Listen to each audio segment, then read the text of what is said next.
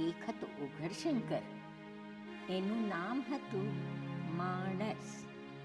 એની પાસે જીવન અને આચાર વિચાર નામનો એક સુંદર મજાનો પિયાનો પડ્યો હતો.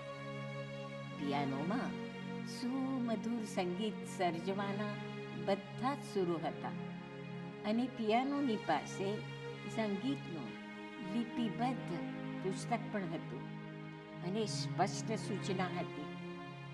માત્ર આ જ પ્રમાણે વગાડવું, અન્ય કોઈની વાત સાંભળવી નહીં. ઉઘડશંકર તો ત્યાં જઈ ચડ્યો અને એણે તો બસ જોર જોરથી પિયાનામાં પોતાની હથેલીઓ ઠોકવા માંડી. પિયાનાની ચાવીઓ પર ઠોકા ઠોક કરવા માંડી. પિયાનોની ચાવીઓ તો ઢીલી પડી ગઈ. એમ છતાં પણ કોઈ સુમધુર સંગીત ઉઠવ્યું જ નહીં. વળી ત્યાં બીજા ઉઘડશંકરો સલાહ આપવા ઘણા બધા ઊભા જ હતા. બધા એકબીજાને કહેતા, આમ વગાડને, તેમ વગાડને. ઉઘડશંકરે સંગીતના લિપિબદ્ધ પુસ્તક સામે નજર જ ના નાખી અને ઉઘડશંકર અન્યનું ન સાંભળવાની સૂચના પણ કાને ન ધરી. ઉઘડશંકર તો બધાનું સાંભળીને એ પ્રમાણે પિયાનોની ચાવીઓ પર ઠોકમ ઠોક કર્યા જ કરે ગયો અને અન્ય સૌના કયા પ્રમાણે અને પોતાની મરજી પ્રમાણે ઉઘડશંકર આડેધડ પિયાનો વગાડી ગયો. એ વગાડ્યા જ કર્યો.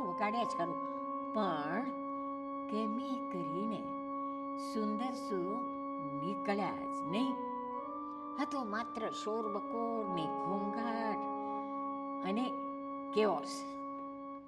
ઉઘડ કે, હા વાજુ જ સાવ નકામું છે, આ તો કઈ ગીત વાગી જ ના શકે.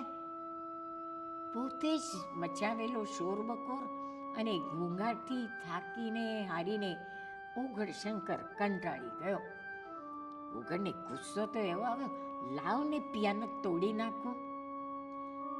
ઉઘડશંકરે પિયાનો તોડી તો ન નાખ્યો, પણ ઉઘડશંકર માત્ર ઘોંઘાટ અને શોરબકાર જ કર્યો ગયો.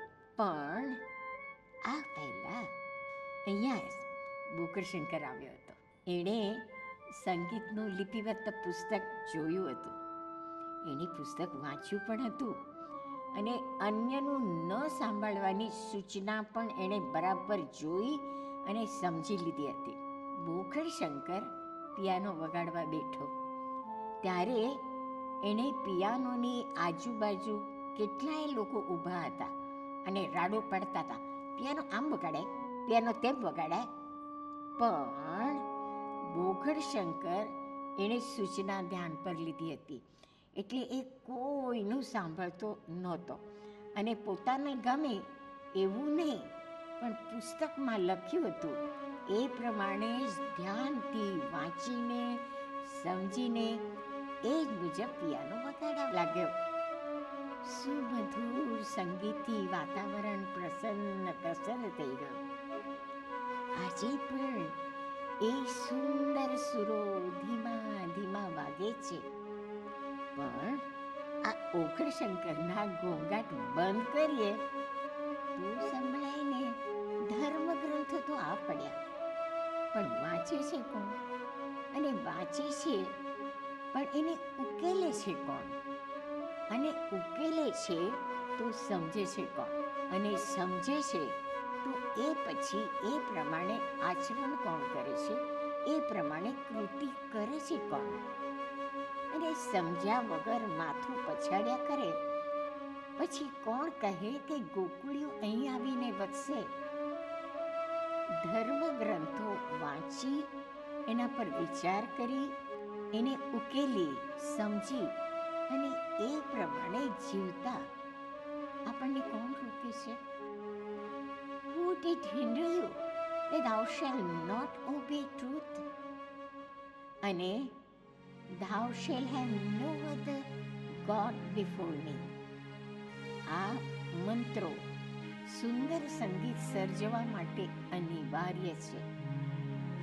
ઉખડને જેને કોણ જશે કહે ભૈલા, જીવન રૂપી પિયાનો ગમે તેમ ના વગાડાય. બોકરશંકરની જેમ ચોપડીઓ, ધર્મગ્રંથો વાંચો, સમજો અને એ મુજબ જ પિયાનો વગાડો તો સુમધુર સંગીત ચોક્કસ નીકળશે. ભઈલા, તને અને આ પિયાનો ઘડનારને પોતાના સુમધુર સુંદર સ્વભાવને મૃદુતાથી મૃદુ સ્વરે ગાવા માટે તો ઈશ્વરે તને બનાવ્યો છે.